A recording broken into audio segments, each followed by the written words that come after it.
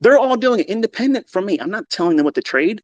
They're trading their own setups. They learned, they took the information, they made it their own, and they did exactly what I told them to do. Show me what you do with it. Run with it. I want to see what you all do. I'm encouraged as a mentor to see all of you do that. I love it. I want to see you succeed. But many of you are just sitting around twiddling your thumbs, worrying about, man, there's no point in me doing this because it's just going to stop working as soon as I start doing it because everybody else is doing it. Dude, you're not a trader because traders don't fuck around and think about that kind of stuff. We're doers. Traders are people that do shit. Talkers that don't do shit. They're never in these markets making any kind of waves. They're not calling anything out. They're not taking any trades. They're not booking any profits. They're not doing any withdrawals. They're not doing shit. But sitting there worrying about what if, what if, what if. If you are a what if person, you need to change it to it is what it is. That means this is a setup. I'm fucking taking it. I'm taking that trade. I'm getting in there and I'm taking initiative. I'm doing what it is I'm supposed to be doing. That's an opportunity. Why the fuck am I not doing it? It's not like these things are going to jump out and surprise you. If you've been learning from me, you expect this. You anticipate this stuff. You're not reacting to it. You're not surprised. You're not shocked. Holy shit, where did that move come from? That doesn't happen here. That only happens for new students. The enthusiasm. And yes, that's wonderful in the beginning. It feels like, wow, I'm learning something I feel like I shouldn't learn. Is this illegal? What the hell's going on? But after a while, you get desensitized to it and you mature as a student and you become part of our community. You're now part of this hive mentality. We're winning. We're the cult of fucking winning. Okay. If you got a problem with that, get the fuck out of here. We don't mess around with people that don't want to do the right shit. Okay. You want to make money. You want to learn how to read these fucking markets and know exactly what's going on. You are in the right place. I'm not asking you for a fucking dime. You ain't got to do anything but show up, take notes, and repeat that same thing every single week. And I promise you, come November, you're a fucking savage. Okay? You're going to know exactly what you're going to do. And if I collected half a dozen of you or a dozen of you and said, okay, come together right now. What do you trade? How do you trade? It's not going to be an agreement. But you're all going to be profitable. Independent mindsets looking for very specific things that are algorithmic. They repeat. They're time and price based premise. These things are going to repeat because there is a fucking algorithm, because it's coded. It's going to do this shit because it's supposed to do it. Why did Friday deliver like that on NQ?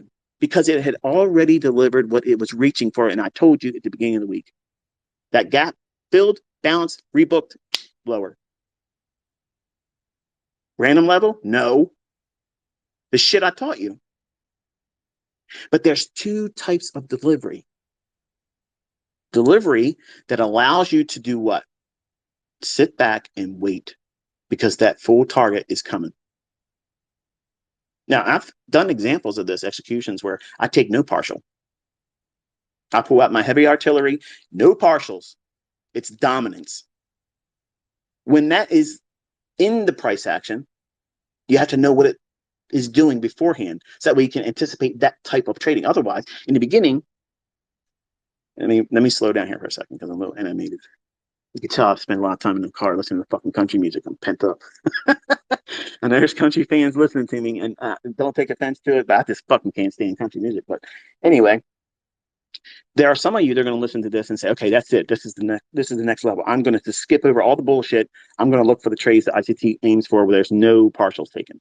You'll never get there like that because you have to learn gradually, which is why I teach all my students to take partials because you don't know when you're wrong.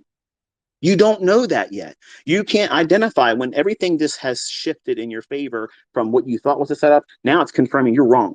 But because you don't have the experience, you don't know what that is in price action. You can't observe it. You can't identify it. So you can't do what? You cannot adapt and remove yourself from risk or reverse.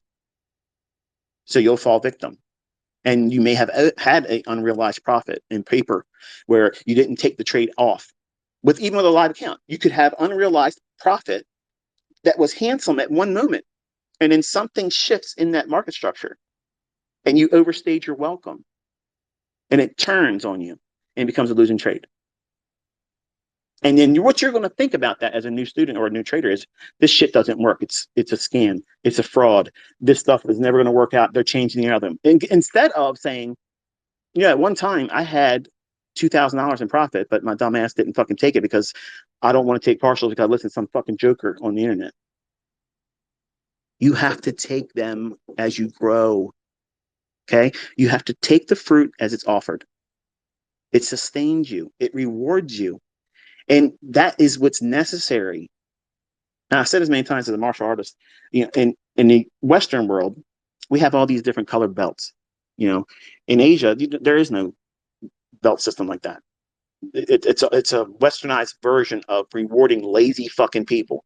Okay. And there's so many people that join services, gyms, martial arts, whatever. Okay. Anything that takes effort, if it's being monetized, it's always put in a graduated, presentation because most people are going to quit. That's the reason why I did 12 months mentorship too, because I'm not going to lay all my good shit down for the guy that just wants to join one fucking month. Fuck you. You ain't going to put the time in. I'm not going to lay it all out there. But for the people that want to bitch later on, I take them right back to month one content that you can see all on my YouTube channel. You don't need anything else but that. Month one core content. That is you quitting your fucking job. There it is. It's done. But you don't want to do that because it's not sexy. It doesn't have all the bling. It doesn't have all the hopped up on goofballs bullshit that's wrapped around with social media, sugarcoating this and sugarcoating that. But that right there beats the brakes off every fucking thing else. And it's boring. It's simple. It's straight to the fucking point, but nobody gives a fuck about it. Why? Because I don't go out there and make video series about it. I've been tempted to say, I'm going to come out here and come up with some silly ass fucking name. Okay. And I guarantee you, had I done this, there would have been a huge group of the internet would be out there fucking making videos and making courses around it and shit. And if I called it like market assassin high frequency trading algorithm, what the hell? That's a banging ass title. Like I'm fucking watching that shit. That's the stuff I want to see. Not new week opening gas. What the fuck? Nobody cares about that. I want to hear assassin shit. I want John Wick's tutorial on trading. That type of shit, right? So, but it would have been all on month one core content, and I could have packaged that shit and made it look like it was completely, utterly brand new.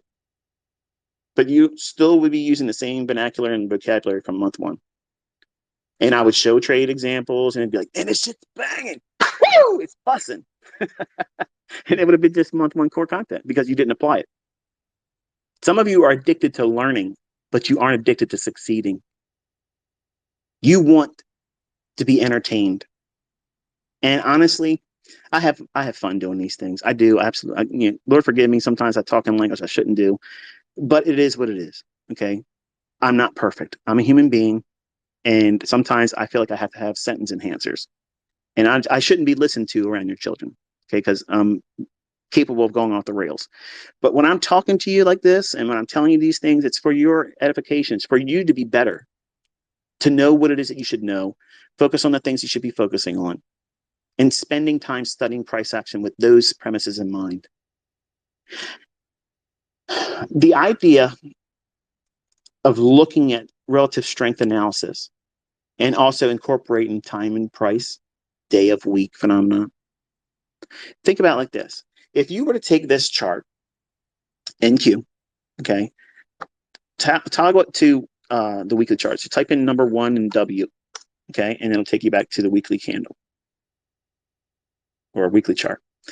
That chart candlestick that we just closed for last week on Friday, yesterday, it is what would be otherwise deemed by other traders or Steve Nielsen's group of people, it would be viewed as many times like an indecisive candle because we opened, we traded down, created a tail or the wick below the candle, and then we rallied up to our gap, which is what was called beforehand, and then it traded down away from that gap and closed high above the opening price, but there's a wick of both ends of that candle on the weekly chart. It's a wick above it and a wick below it.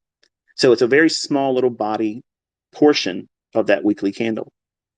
So when I look at time-based charts, when I see that candlestick like that, I'm not looking at that as indecisiveness. I know that that high went to a specific level. And when I used to look at those candlesticks formations, I used to think to myself, okay, everybody else thinks that's indecisiveness. Steve Nielsen's not going to go in his books and talk to you real time and say, yeah, it made that because it was going up to that gap. So all those inefficiencies in education, because there's inadequacies in everything else out there in the world in trading, it's bullshit mostly. And they're not going to be able to tell you with a high degree of precision what's about to happen and why it should happen and what time it's going to occur. That's the difference between me. I'm a fucking cheetah in the greyhound race. Okay.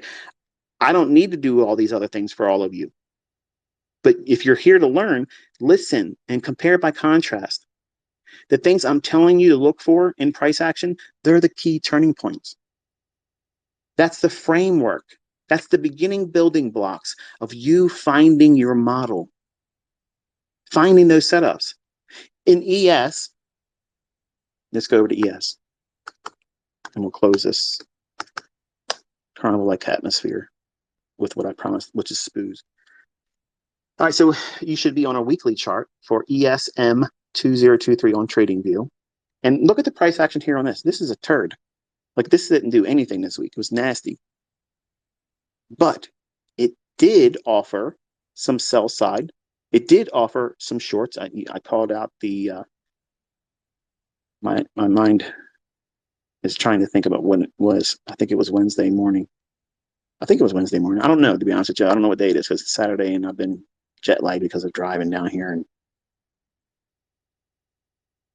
when the bed's comfortable here, by the way, but when I'm away from my home, it takes me a day or two to kind of like, you feel like you're in a stranger's house. You know what I mean? So when we moved into our new house, it was literally like a month before I wouldn't wake up in the middle of the night and look around like, where the hell am I at? But on ES, let's drop into a daily chart. So you want to type in number 1 and hit the D and then enter. And that will open up your chart on ESM 2023. That's your symbol for TradingView, in case you didn't know. There is a fair value gap on the daily chart on the May 5th, 2023. Okay, so that's a Friday. So if you highlight that, put that on your chart with a rectangle, and you would start by drawing it from the high on Thursday, May 4th, 2023, up to the low on the May 8th low. That drag that rectangle to the right. Okay, and you're going to see that there's 2 candles that sweep below it by just a little bit, and that is on Wednesday of this past week and Friday of this past week. Now that you have that range, you want to go and do the same thing with the Tuesday fair value gap. So you want to draw a rectangle. This rectangle, you want to make this red or something, other than what you just drew for the other fair value gap. So you're going to draw from the low.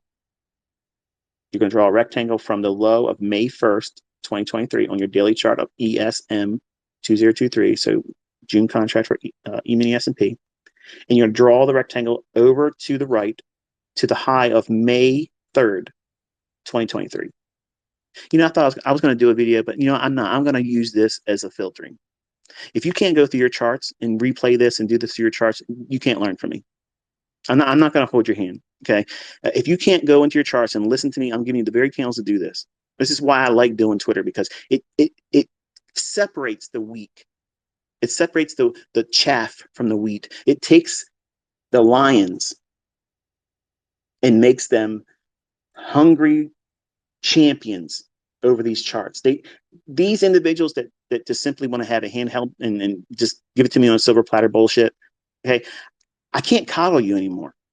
Like I can't do that, because all I'm doing is making you weaker by doing it. Entertain me, ICT. Do all the work for me, ICT. Do all the heavy lifting and just give me the chart and what to focus on. I'm telling you what to look for. This is how we're doing it. Okay. That fair value gap on the daily chart of May 2nd, 2023, that's Tuesday. The gap is formed with the low of May 1st, 2023, and the high of May 3rd. So you want to draw your rectangle to the right on your chart, and you'll see that there's 2 candles that touched into that gap. Those being on Wednesday, May 10th, 2023, and the high of May 11th, which is Thursday of this past week.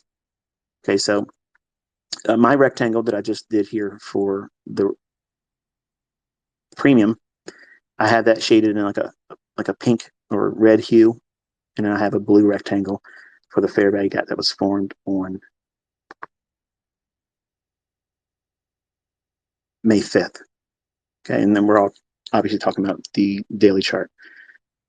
So my focus was primarily on the long side for NQ because of the weekly gap, and it was showing a willingness to want to go higher when Dow and ES was unwilling to go higher. Every time ES and Dow would make lower lows, NASDAQ would push back and say, I'm not willing to go down there. That is a signature. That's telling you when internals shift in the marketplace and anything that would be allowed to go higher is permitted to go higher, it's telling you, it's showing you like a billboard sign, okay? Neon sign flashing. This is the one that you want to be buying. This is the one you want to be buying. This is the one you want to be buying. Where did I learn that from? I learned that from a 1970s book from Larry Williams, How I Made $1 Million Trading Commodities Last Year. It's a small little section in that book. It's a small chapter. But folks, I'm telling you that fucking shit works. It changed a lot of things about how I look at price. It changed the way I look at specific indices or markets that are closely correlated. Like, those are the building blocks. That is not the entirety of my analysis. I took that information and supercharged it. Don't believe me? Go and look at his book. Go buy it. You should have it in your library anyway. I'm not going to get a kickback. I'm not giving you an affiliate link. I don't have an Amazon account where I can put a link up and when you buy it, I get a kickback. Fuck all that. Go buy the book where the fuck you want to buy it. That book, it taught me the beginning stages of how I'm internalizing price action here, and I took it and supercharged it. There are certain things that repeat at certain times, whereas Larry Williams doesn't make any mention of that stuff. But that's the beginning. That was the 1995 catalyst that changed for me, where I was really reading that chapter and going through my charts and thinking to myself, there's something that I need to pay more attention to, and I'm going to spend it in this. And I started looking at old data, and I had data fucking shit. I paid for a lot of resources for charts and things that were really old and before my time as a trader. And unfortunately, there was a website that doesn't exist anymore where you could pull up a daily chart of any futures contract for like 50 years back. And you could literally see the volume, the way the open interest was. It was amazing. It was freaking amazing. But they went out of business, and I just wished, man, I wish they would come back. But it just doesn't exist anymore. So, but I would go back and look at all those old moves, and I was like, man, like this is a treasure trove of studying and building a really rich understanding and tapestry of how price is booked, not just in futures, but every other asset class, except for crypto, because I don't co-sign for that. Okay, so there you go. But if you look at this